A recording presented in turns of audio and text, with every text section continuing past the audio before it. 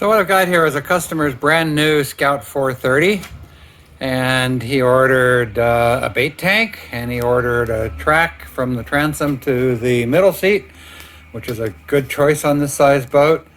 He's putting on a swivel seat, and we have on the back, we have transom brackets for his transducer and for the bait tank pump. So what I'm going to be doing in this video is install the bait tank. I'm going to set up a bait tank on this boat.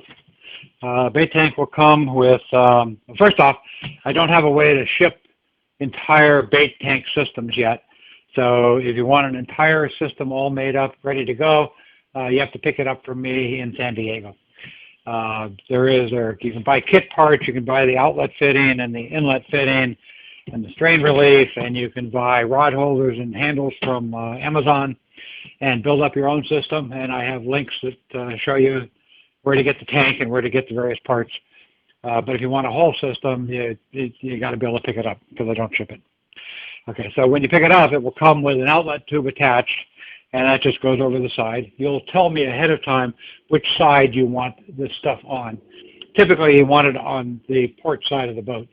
And the reason for that is to keep the starboard side clear for your fish finder transducer, which is better off on that side of the boat. So it'll come with the outlet hose attached and also the inlet hose attached. Leave them both attached. They're fitted out with a lot of silicone in here to get a good seal and good tight hose clamps to clamp them down. So you just run this over the side, and then the inlet hose, you'll need a trim to fit your boat. It comes with 10 feet of hose, and it also comes with a little kit of hangers. Now, if you have the BixFish tracks, these are the hangers for the track. If you don't have the track, I have hangers that will work with the oars. They're not quite as good as hanging the tube along the track. So these hangers snap on where the hook for the tube can be on the inside or the outside of the track. Outside's nice, inside's nice, take your pick. And they just put it on and then press, and it snaps down into place. There's 6 in the kit. They do, in fact, break from time to time, which is why there's 6. There's 6. Usually you only need 3 or at most 4 of them. So again, you hook one side and one side of the track and just push and snap it down. And then bring your tubing in and just lay it right in here. Well, this works out really well because it's not in the way of anything you're going to put on the track. If you're going to have a transducer holder or something like that that wants to come way out this way on this side of the track, then just hang the tube on the other side of the track. So I'm going to put a third hanger back here somewhere. Not all that critical where they go. Once you have these positioned where you want them, you never have to actually move them again after that. Okay. So now we've got our hose following the track, and it's going to go back to where the pump goes. So here's the pump. It's a bilge pump in a special bracket that mounts on the transom like so. This front edge needs to go up underneath the transom, and that prevents air from getting in and depriming the pump when you're moving at high speed. So you just slip it on, and it needs to be long enough, and this one happens to be just right, for it to fit underneath, and then you just tighten the clamp. The pump comes with its own cord about this long. If you bought a battery box from me, I add some more, and I add a waterproof connector to match up with the battery box. If you didn't buy a battery box from me, then you need to find your own connector and hook it up to your own battery. 12-volt battery. The best battery for this, by the way, by far, is a lithium iron phosphate 3-cell. It's nominally a 12.6-volt battery. 8 amp hours is a great size. The pump takes about 1 amp, and so 8 amp hours would run you for an 8-hour trip. Lead acid battery has a battery discharge curve that declines steadily as the battery is used up, which slows down the pump, which means not as much water going to the bait. Whereas the lithium iron phosphate battery has a very flat discharge curve, and then it ends all of a sudden at the end of your 8 hours. Okay, so that's the power cord for the cable. The final step here is cutting the tube to length. Like I said, there's 10 feet of tubing included with the kit. This is a 430 boat, so clearly 10 feet is enough. You want the hose to come around and then come into this point on a curve kind of like that. So you can cut that on with a hacksaw or on a bandsaw. You can also cut it, let me check, make sure I got the length right. You can cut it with a knife. There's a coil of metal, so you cut up to that and then take a pair of cutters and just cut across that, and now you've got it right.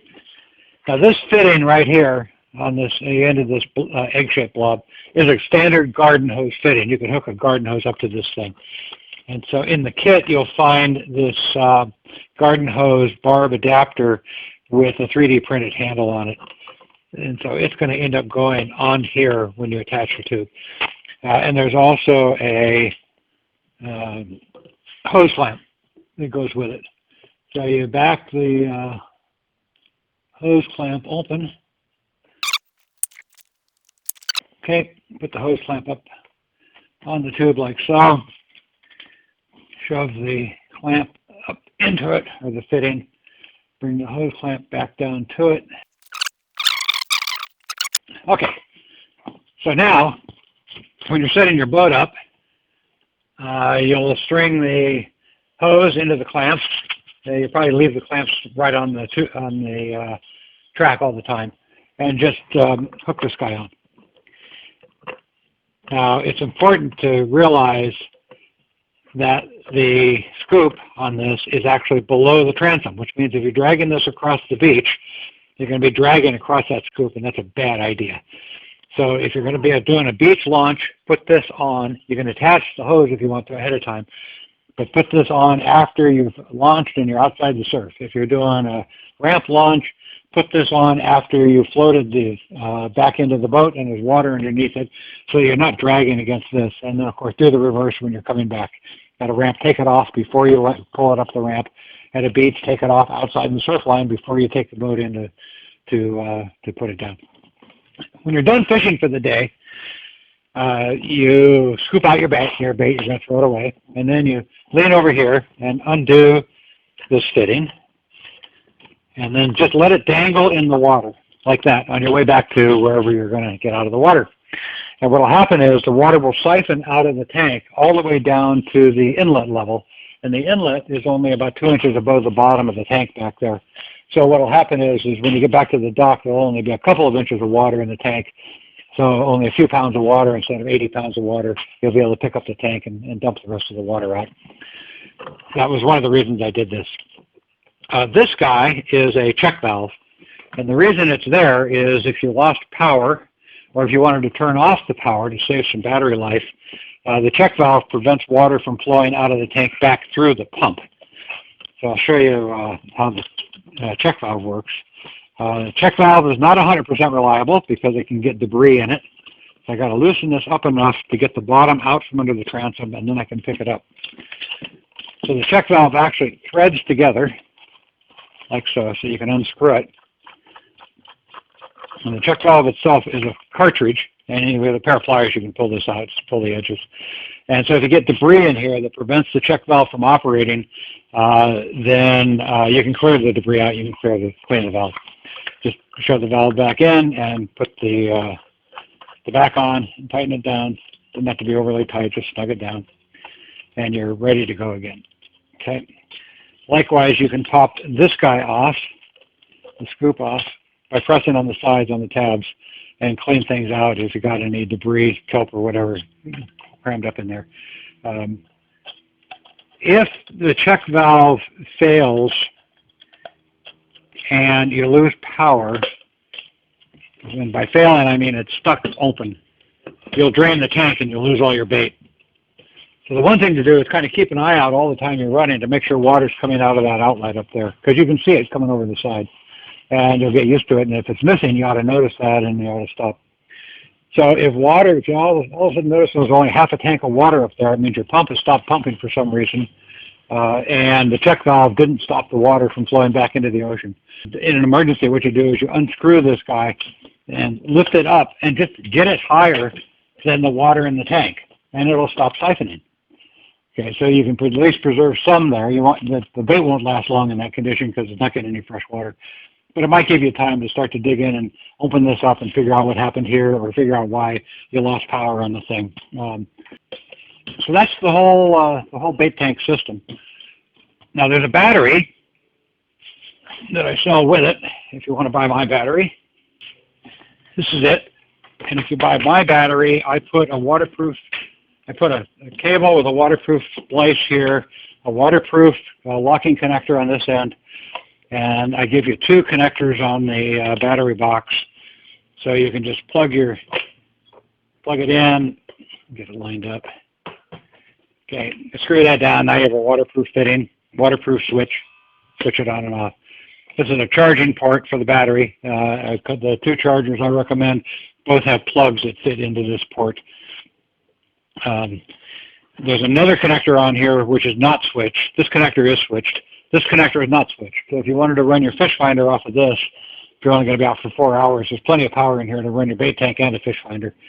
I can sell you the matching connector for this as well. Or if you're in San Diego, I can put it on your fish finder cable for you, so that you have waterproof connections everywhere. And then that's the battery. It's a 12 volt, 8 amp hour lithium iron phosphate battery. So that's the battery box I provide. So that's the entire bait tank system. As I say, you can buy a complete turnkey system from me, complete with battery and so forth. You can buy the transom mounted pump separately for your own system. You can buy the battery box separate. You can buy the parts to make one of these tanks, and I have instructions on how to do that. This is what I call the Deluxe Tank. I actually add extra handles on the side and add a couple of rod holders. This other rod holder was optional. The system normally wouldn't have it, but that's a handy place for a bait net. And then these rod holders are forward of the transom bar, or the stabilizer bar, so in fact you can put rods in there and they'll clear. You really should secure this to the front seat. A good way to do that is simply a bungee that grabs the rod holder and goes around the seat, or a bungee all the way around the tank. It doesn't take a lot. I mean, there's 80 pounds of water. There's around a dozen, 12 or 13 gallons of water in this tank. If it was 12 gallons, that would be 100 pounds. So there's a lot of weight up there that's going to keep it plastered to the floor, but it's always a good idea to tie it off. That's it. Thanks for watching.